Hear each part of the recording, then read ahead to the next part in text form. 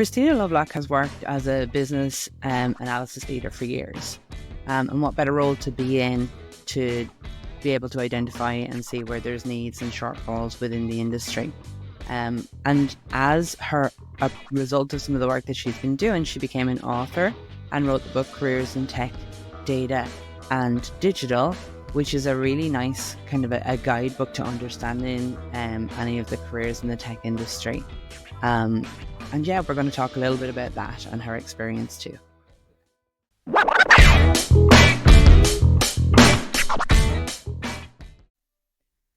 It is very lovely to meet you again, Christina, and we can talk about how we met a little bit later because I think it's a great reflection of women events. But yeah, let's get started, I guess, today with just a little bit of your background, what your route was going into tech, maybe. So I pursued the classic route into tech, which was to not intend to work in tech at all. I did physics with astrophysics at university, and when I left that thinking, what am I going to do with all of this?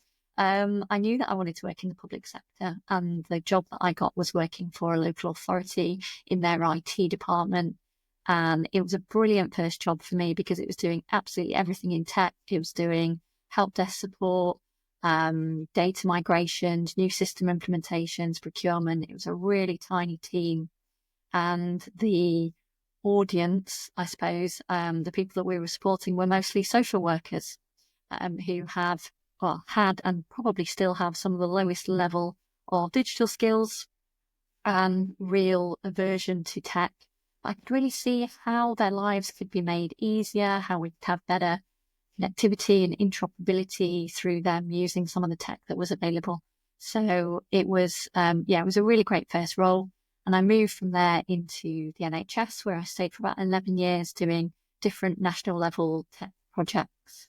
My whole career has been public sector tech, but it's only the last few years that I've been able to use the label woman in tech. I didn't think I was techie enough, despite the fact that I've had a 20-year career.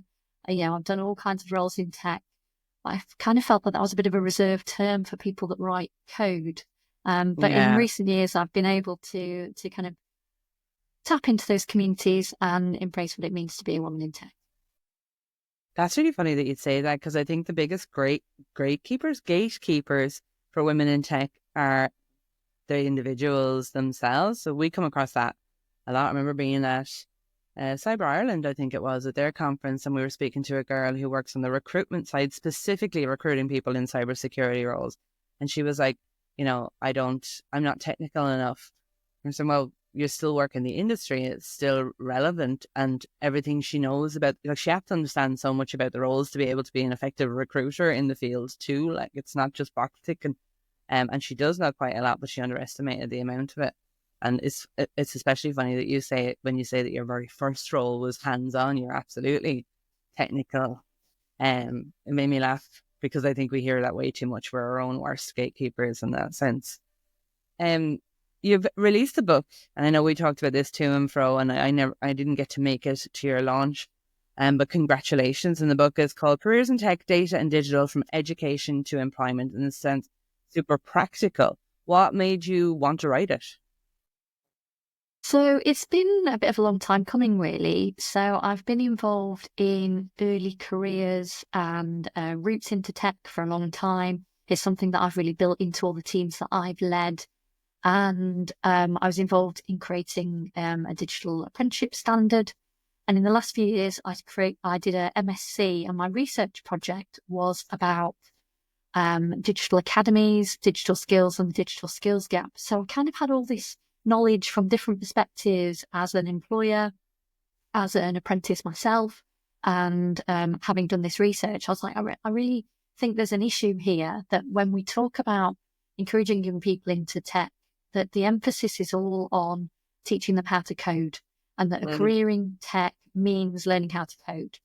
And so I wanted to highlight this different position, which is getting into tech doesn't have to mean learning how to code. And most people in tech don't write code.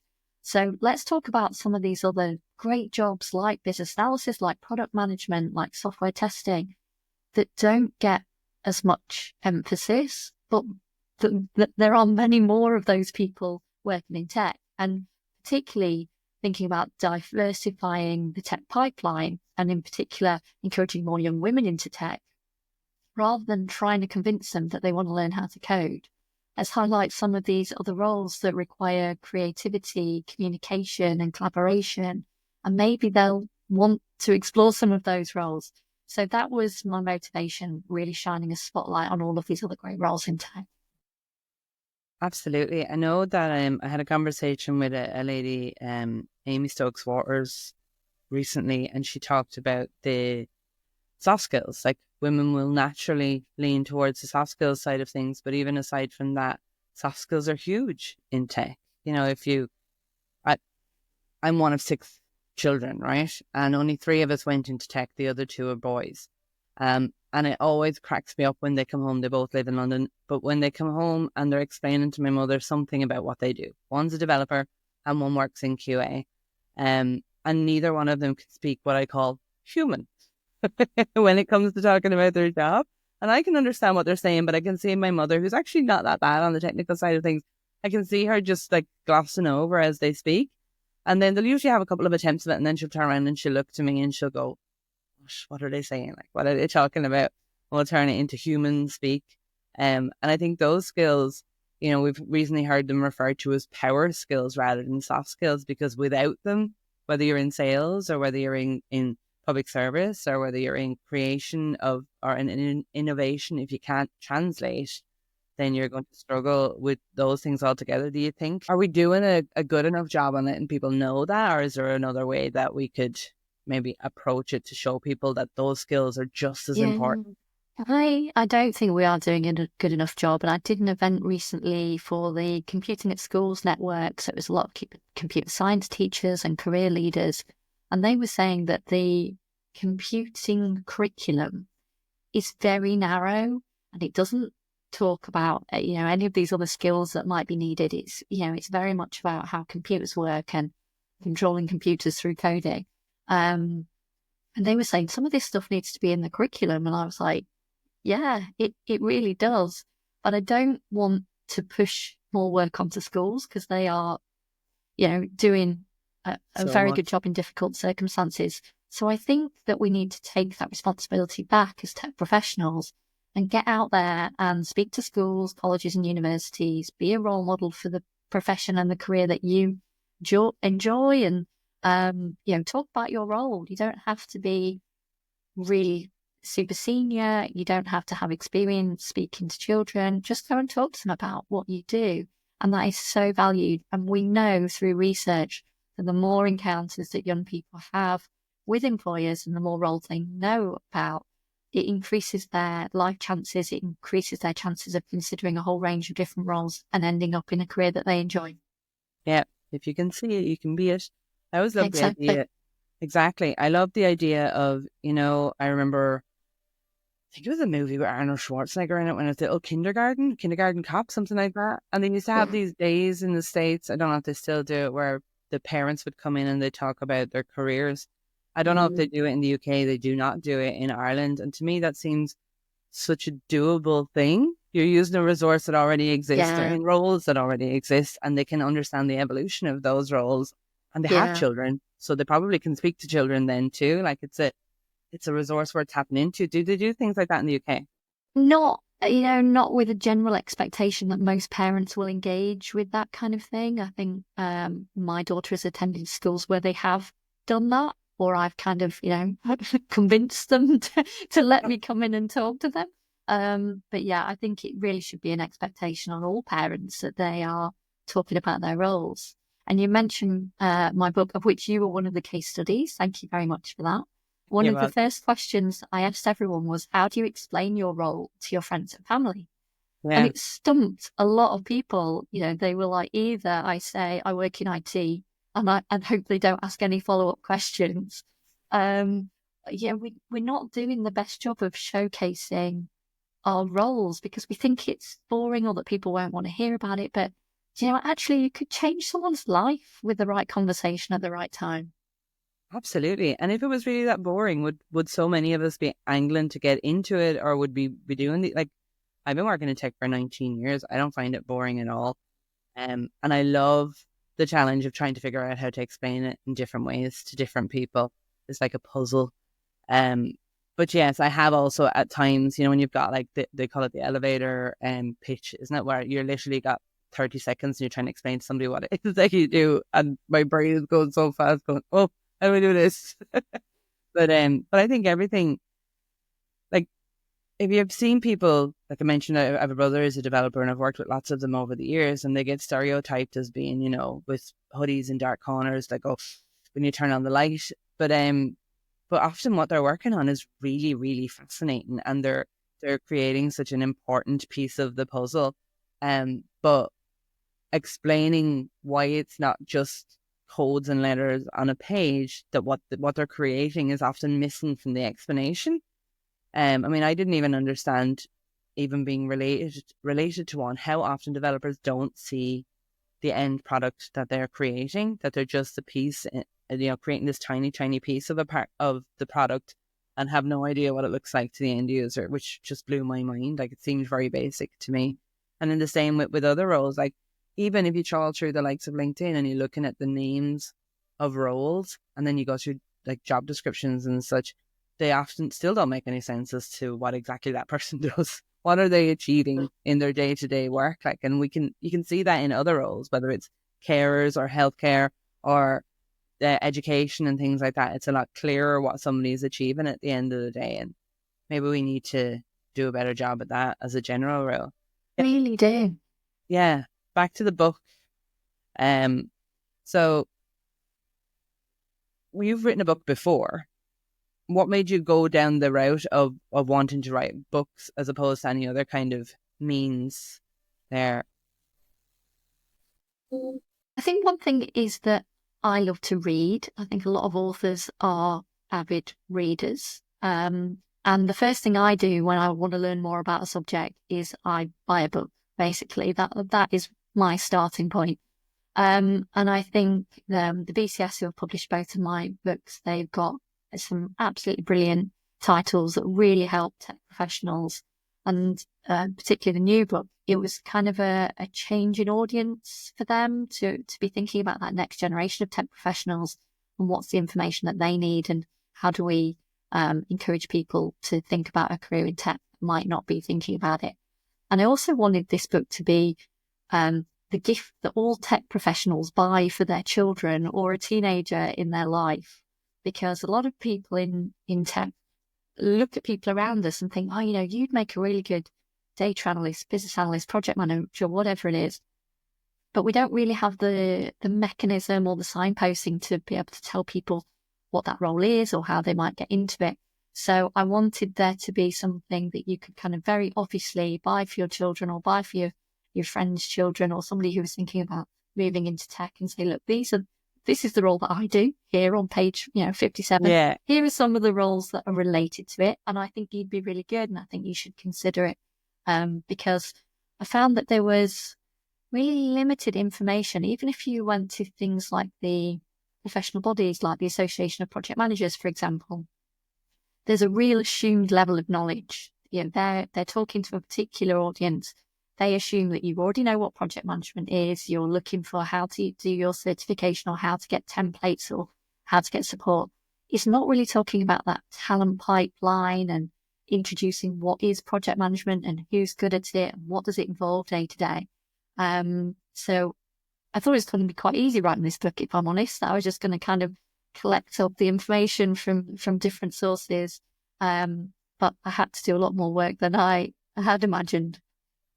But that's good. It means you're learning from it as well. And I think, I always think anyone who's writing something who's learning from it throughout the process, that usually comes across in the book and makes it that bit more interesting then as well. And you talked about the creating a pipeline. I have so many questions on that, but I'm going to come to it when we finish asking you about your book bits and pieces. But why do you think that there's a need for something like that now specifically, as opposed to 5 years ago?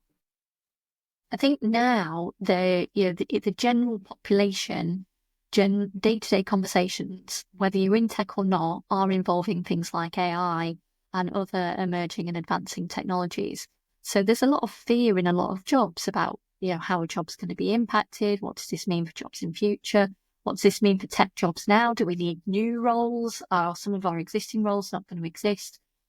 And so I thought, well, there is a lot of fear and there's a lot of worry, particularly from people who work outside tech, that it's not going to be understandable. There's no point trying to understand what the tech roles are because they change all the time, and AI is going to come along and change everything anyway. I was like, look, that's not really the case because most of the jobs in tech have existed in one form or another for at least the last 30 years. And yes, new things come along and we sometimes badge things or rebrand them, but a lot of those roles are the same. And so I just wanted to cut through some of the hype and some of the fear and the worry and say, look, this is understandable. Whether you're a career leader in school or a student thinking about your options, there is a way to navigate this, and just kind of really lay it out as simply as I could to make it seem like it was achievable and that they would be able to understand it and navigate it. I like that because I think so many places, certainly within the cybersecurity industry, are not tackling that head on. I mean, I'm not afraid of it. The way I look at it is, like you say, tech has been how it's been for the last 30 years. I'm excited to see how it's going to change because roles in the future are going to look different. They're not all necessarily going to be, even if you think about the working day, they're not all necessarily going to be a 9 to 5, and we're not all necessarily going to be typing in front of a computer all day. There's going to be, if you think about all the different means of communication, even that we introduced during lockdown, that changed the way that people worked. So obviously, if we're going to introduce much more leaning on AI for the grunt work, as we love to call it, then doesn't that mean all the fun stuff we're going to have more time to do? Maybe I shouldn't call it fun stuff, but definitely the more creative or human or innovative stuff where, I don't know about you, but I often, when I was working, I would be thinking, if only I had the time to think about something for a few minutes, imagine how great I could, not how great I could be, that's what I was going to say, that I might actually be able to see through, but I can't think of it for more than a couple of minutes at a time. And then I'm like, I'll come back to that. So there's this big, long list of things I never had the time to expand on because of all of the stuff that now really, if I thought smartly about it, I could have AI look after it so that I can focus on things that AI can't naturally create because it doesn't have, it's not human, basically. And I think it's an opportunity. Like, it doesn't faze me. I love that you've tackled it head on and been empathetic in the way that you've tackled it, because it's fear it's coming from with people. So that's brave. That's brave move on your part. I think there's also kind of massive opportunity at the moment because we know that younger workers want their work to be more meaningful. They want to be purpose driven. And so I think tech is a great way to have a purpose driven role because whatever cause you're interested in or invested in, they need tech. So if you're interested in kind of global inequalities, for example, then technology is underpinning microloans to women-led businesses in developing countries. It's really easy to draw a line between what you're doing day to day and how people are being helped and supported by that technology. And we know that that younger workers really care about that. They want their work to be meaningful. They want to go to work to have an impact and not just have a salary. Yeah. And I think demonstrating that tech is one of the routes to achieving that, I think, is really important. Absolutely. I love that sentiment among younger people now. I mean, there's all bad press going around at the moment about Gen Zers all getting fired because they won't work hard enough. But my thinking is that the world that they're living in now has given them less opportunity. And, I'm somewhat responsible for that, and the generation before that, with regards buying homes or traveling or job opportunities or minimum expectations of education and all of those kind of things, definitely spending money at the start. So if I was trying to imagine how would I feel if I was in that situation and I was 25 right now, I think the only place that I have any real power or any real control is over where I spend my money and where I spend my time or what I spend my time doing. And I love that they're owning that they're being more responsible in their actions, and it's going to dictate the companies that succeed and those that do, how they succeed. And I think we're going to see some great changes with that. But, if only I could see into the future. Maybe I'm wrong. We'll see. But I think it makes sense to do that. When you approach the research for the book, where do you start for something like that? Like, how do you go about it? Well, one of the first things that I did was to think about job titles in tech and try to kind of narrow down which were the job families and the specific job titles that I wanted to talk about. And so I went to a few what you might consider to be trusted sources of information. I looked at the digital apprenticeship standards, the government, what used to be called the DDAT framework, digital data and technology roles. They've renamed it to something less catchy now. And also the National Careers Service in the UK. And I was like, okay, these are the organisations that are going to tell me what are the key roles in tech. Obviously, I'm going to be able to determine that from the things that they are including on their websites. But it was really difficult to navigate. And there was very little agreement between those three sources of information as well. Not just, it's the same job but called something different. It's completely different jobs. The National Careers Service, for example, had jobs like data entry clerk, which I haven't come across one of those in my entire career. And it also had 3D printer, like as the person doing the printing rather than machine. You can see the confusion on my face. Well, that's a job, but yeah. So it was kind of a bit random, and I was thinking, okay, maybe I can do something here. So I kind of approached it quite kind of data driven. I looked at all of these different things. I also looked a lot on recruitment websites, what jobs were being advertised, and things like IT Jobs Watch, which talks about kind of salaries and prevalence of different roles being recruited, both permanent and contract. And I used that to get to like a kind of core of roles in tech, both in the project side and also the kind of service management side of tech, and decided that those were the job families and those were the roles that I was going to concentrate on. But it did make me a bit sad that information wasn't more readily available out there. And I think we don't make it easy for people outside the tech sector to be able to navigate what our jobs mean, how they fit together, how, which roles work together, who's more senior than who. So yeah, that was the kind of the story that I wanted to tell.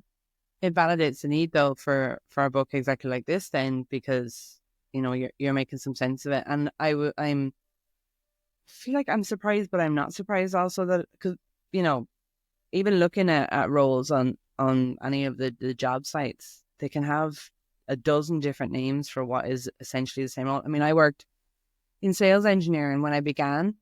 It was sales engineering, and then it became security engineering. Now it's solutions engineering, and it's the same thing. Like, it's just, and if you call it security engineering, even though it's sales engineering, security engineering is a completely different role in a completely different team in a completely different part of the business. And it gets really, really confusing if you actually look up that role. It's not the same as what I had been doing. And, that doesn't help anybody navigate it. If somebody who knows the role and does it is struggling to navigate it, then imagine anybody outside of it. Exactly.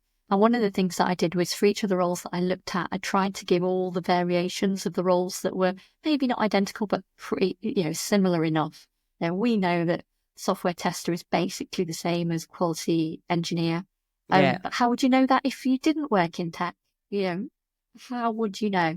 So I've tried to say, and these are some of the other types of roles that you might see. If this sounds interesting to you, also look at these job titles. And you'd think that would be out there, but it's not really. It seems like a no-brainer that it should be out there. And with everything changing so quickly as well, obviously in the tech sector that you and I are both in, were you worried that the research that you've done, that any of that information is going to be out of date by the time it got printed? Well, one of the things that happened, that there are a large number of interviews and case studies in the book, and 3 of the people who are interviewed for the book changed jobs before the book was even printed. And so I had a bit of to and fro, are we going to update it now? And I was like, no, it's point in time. It's the job that you were in. It's the position that you got to. And actually, I think that's a real positive, that we're not just showcasing people who have got to the pinnacle of their career, And that even when you are really serious, senior in your career, there's still choices that you have to make. You're still moving forward, moving sideways, pursuing opportunities. So things don't stand still in tech, but I don't think that's a good enough reason to say, well, we're never going to put information out there. We need to think about the fundamentals, the things that aren't changing that quickly, and try to make some predictions as well. So I've talked in the book about jobs of the future, how new and emerging technology might lead to new role creation or existing roles not being as prevalent in the market, and really emphasize this idea of squiggly careers, that you're not aiming to be one thing. Don't set off thinking I'm going to be a network engineer and I'm just going to do that forever until I retire. There is a single network engineer and here's some related things. But after doing that for 5 or 10 years, you're probably going to be experienced enough and qualified enough to do a whole load of other things as well. So don't set something as this is the target and I'll never have to do anything else. I think that's more true in tech than other professions, but I think it's something that careers leaders or careers advisors, some of them are aware of that, but that's not always the message that they're giving to children. They're kind of saying, pick a thing and aim for that. Whereas I'm saying, pick a vague area and aim for that, and then you'll move around once you get there, and you'll discover things that you like as well as things that you don't like. Absolutely. Or pick a first thing.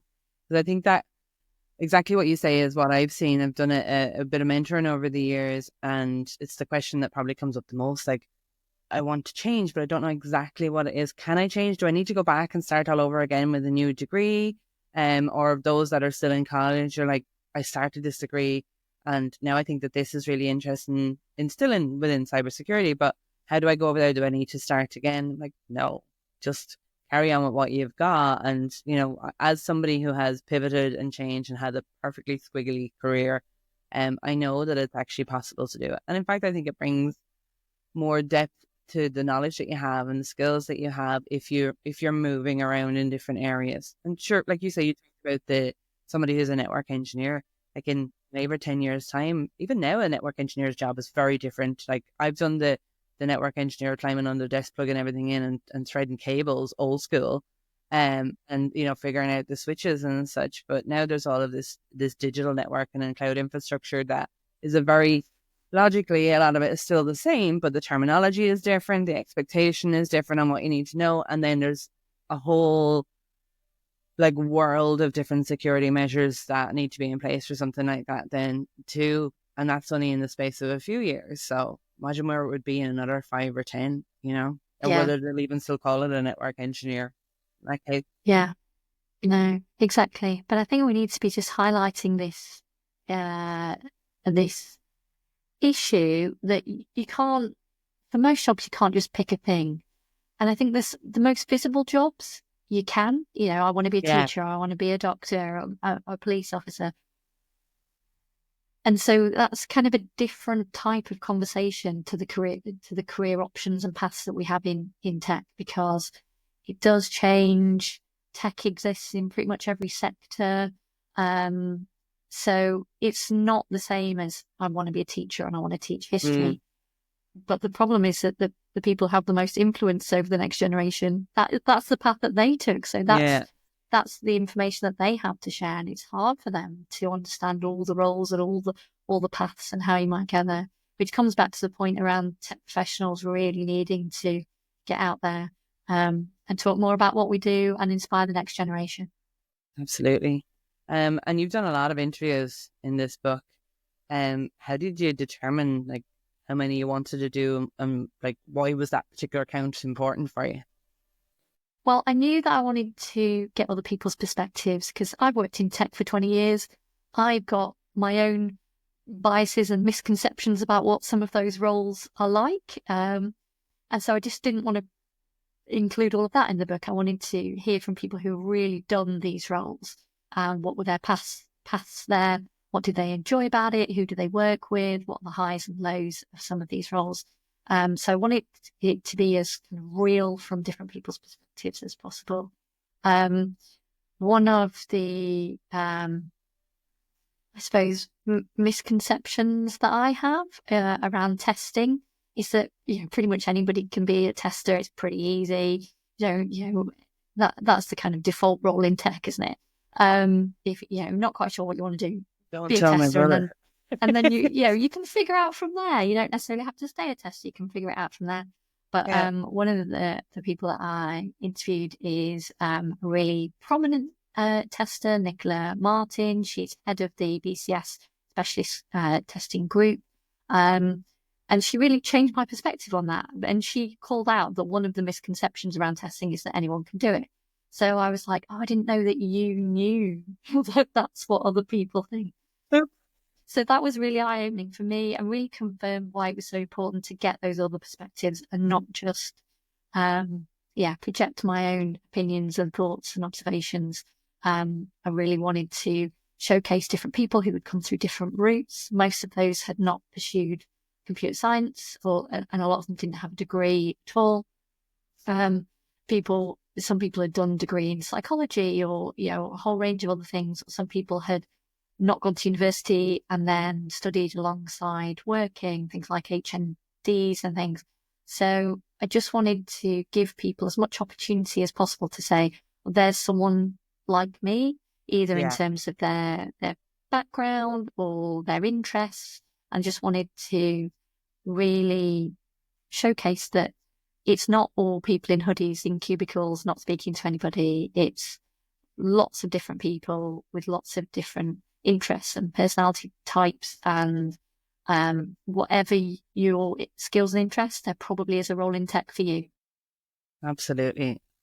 I like that. I like that you've covered, I mean, you're never going to cover everything, but having that feedback from so many different places sounds like a really great reference book, like you say. And honestly, a lot of that isn't going to change significantly, maybe the name, but you've covered that then too. You must have some favorites from the insights that you've received when you were talking to people about it. Any chance you'll share a couple of those? One of my favorite things was how honest people were prepared to be about their failures, and how that I left school and I wanted to do this, but I didn't get the grades, or, that didn't work out for whatever reason.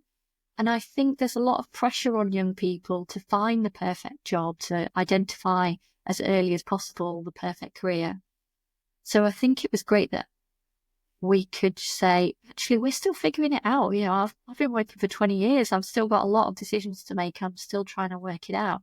So I love that people were so open and honest about where things haven't gone to plan, because that's an important part of everybody's career. It doesn't always go smoothly. And if we only hear from the people whose career path has been mapped out 10 years ahead and they made all the right decisions to get them where they wanted to be, then that's a really false expectation that we're setting.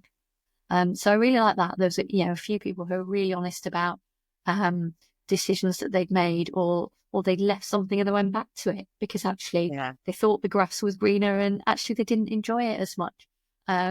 So that was really interesting, how honest people were prepared to be. One of the interviews that I did was with a specialist tech recruiter called Georgie Linsky. She has a company called G Digital, and she was talking about the kind of the perfect job problem, and saying, actually, you don't need to get a perfect job in tech. You just need to get a good job that you're happy to do in an organisation that you're happy to work for. Don't set your sights too high. You don't have to be quite so picky when you're starting your career, because every job is going to give you opportunities to learn, introduce you to new people, tell you what you like and what you don't like about the job. And that actually getting started is sometimes as important as getting that kind of ideal job that you might want. And I think that's a really important message for young people and career changers as well, that sometimes just get started with something, because there's about 60% of roles which are never advertised.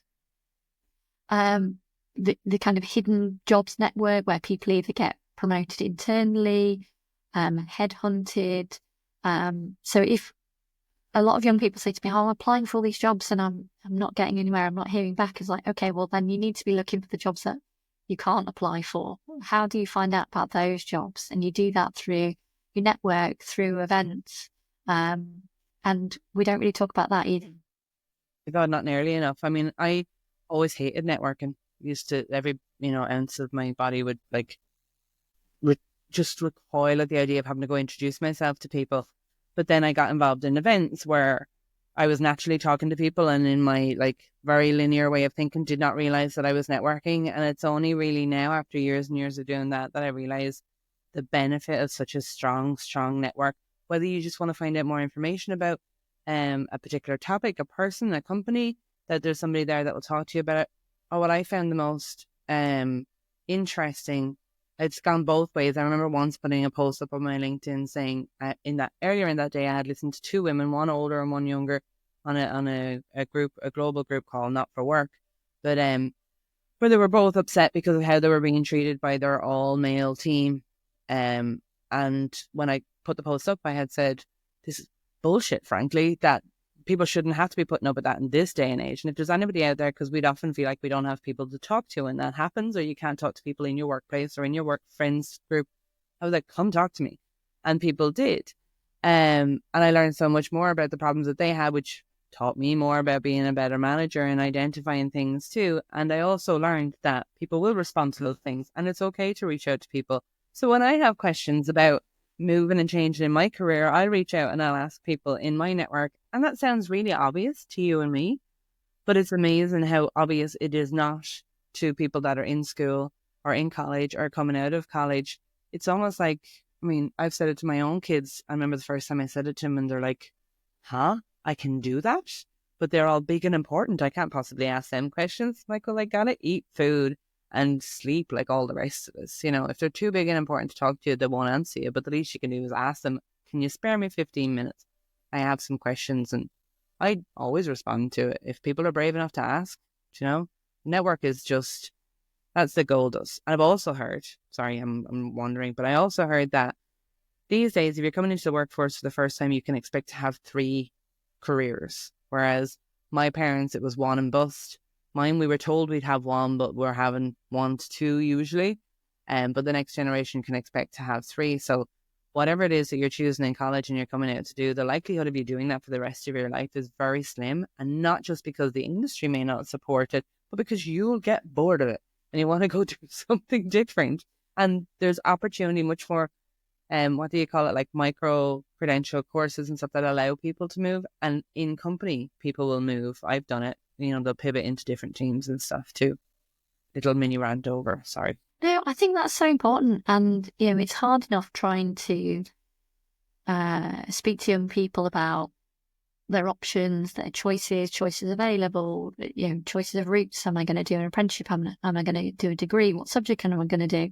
We don't really want to learn on that. And by the way, you might have to, retrain at least 2 or 3 times and pursue all these different bits. That's really scary to hear at the start of your career journey. So we have to talk about it more. We have to normalize it, because otherwise it's going to come as such a shock to them. But yeah, I was exactly the same as you, that I'm not very good at talking to strangers, not very good at small talk, don't really like networking. And I've had to really reframe events and conferences for me as learning opportunities. So I'm not going there to network, I'm going there to learn. And I might get talking to people who are also there to learn, and that's fine. I've just had to kind of shift the stories that I tell myself about it. I love that you used the word reframe there, because I know I said in the beginning I'd come back to where we had met, and both of us met at the London Reframe Women in Tech event, which for me was probably the single best Women in Tech event that I've ever been at. Like everything, I know Becky and her team made a really, really great job of just thinking of every single detail. And we met in the queue for the bathroom. Yes. And we were talking just before we started recording about, I get so excited when I see a queue for the bathroom at tech events, because it means there's finally enough women there to create a queue.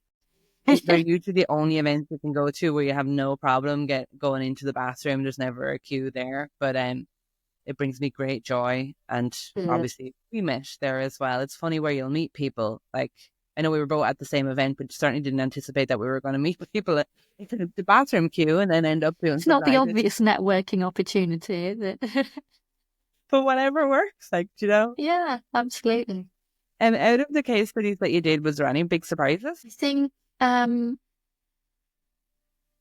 the openness that I've already mentioned, the kind of the willingness to say, yeah, I failed. That was not what I intended. Had to change my mind. Had to think differently. That didn't work out. So that surprised me that people were so willing.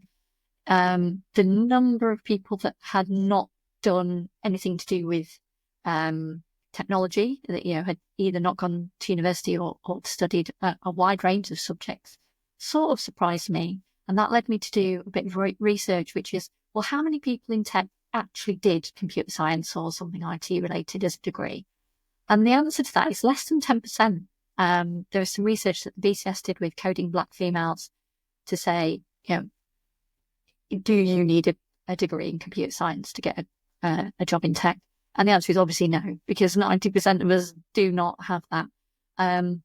So that surprised me a little bit, because that's not a widely known statistic. I've worked in tech, as I said, my whole career, 20 years, and I've never known that before.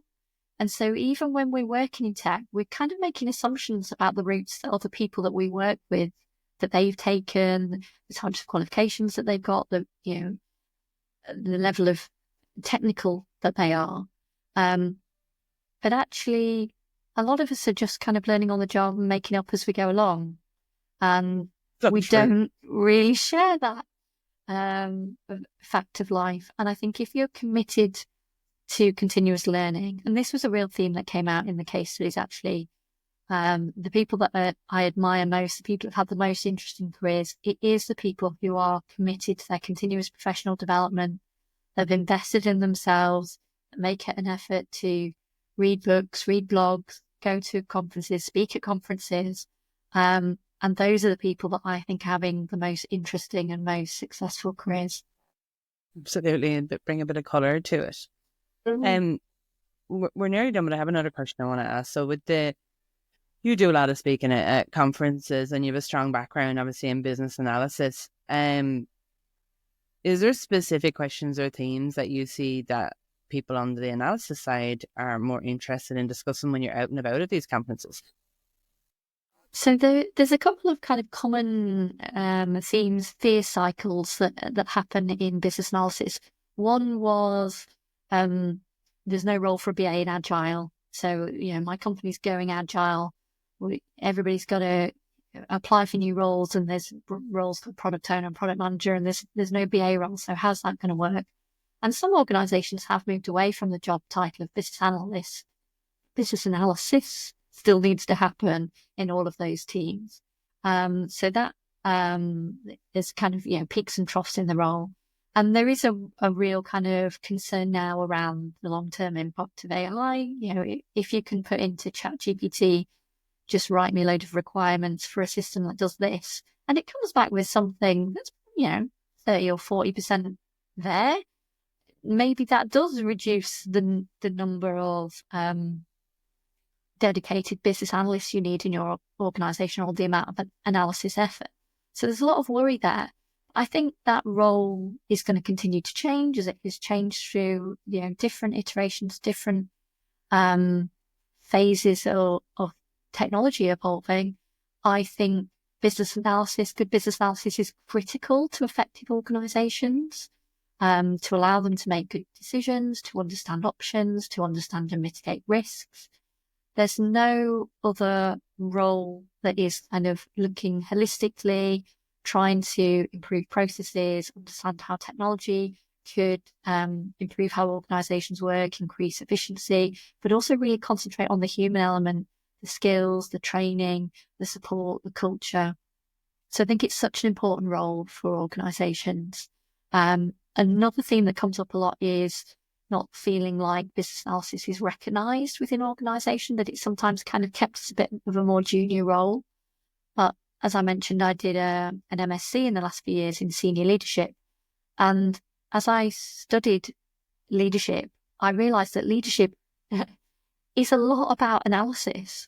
And they were introducing tools like SWOT analysis or kind of decision-making frameworks that are absolutely common in business analysis circles. But the senior leaders that I was studying alongside, they were like, oh, this is new, this is interesting, this is innovative. And I was like, this is old hat, I've been using that for years. So I think there is something about the tools and techniques and skills that we have as business analysts really translate very well to leadership skills, but not that many people see that opportunity to progress in that way, to become really senior from having a good business analysis background. But even as you say it, in fairness, I think I have approached it very naively. Like, I would see business analysis as being number crunching versus what the like, when you say it like that now, I'm like, oh, I'm an idiot. That, of course, that's not. Yeah. Because, I mean, and naturally you've taken what you learned and you've brought it forward into book form, and even as we're talking throughout this entire conversation, and it's super interesting. Obviously, somewhere still in the back of my mind, I was still thinking that it's a number crunching thing for business analysis. And sure, business can't make decisions without them, really. Oh, definitely. Not And good I think there is decisions, a lot anyway. of assumption that business intelligence and business analytics is the same as business analysis. And business analytics is, definitely more number crunching, data modeling, reports, management information. But business analysis is much more holistic, and it's thinking about the people, the processes, the technology, and the data.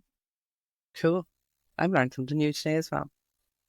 Well, I have had a blast. Thank you so much, Christina, for giving me your time today and having the conversation.